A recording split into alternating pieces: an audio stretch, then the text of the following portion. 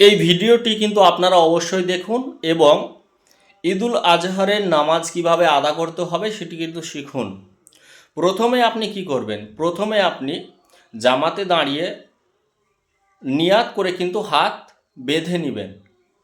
হাত বাঁধার পরে কিন্তু আপনি সানা পড়বেন এবং সানা পড়া হলে তারপরে ইমাম সাহেব আল্লাহু আকবার বলবেন, আপনিও আল্লাহু আকবার বলে দুইবার হাত কানের লতি অবধি নিয়ে গিয়ে কিন্তু আপনি হাত ছেড়ে দিবেন দুইবার।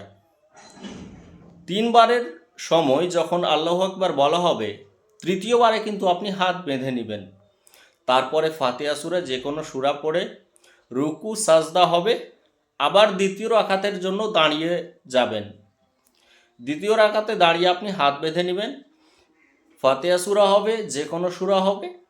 তারপরে কিন্তু আপনি ইমাম সাহেবের সাথে আল্লাহু আকবার বলে হাত পরস্পর তিনবার ছাড়বেন।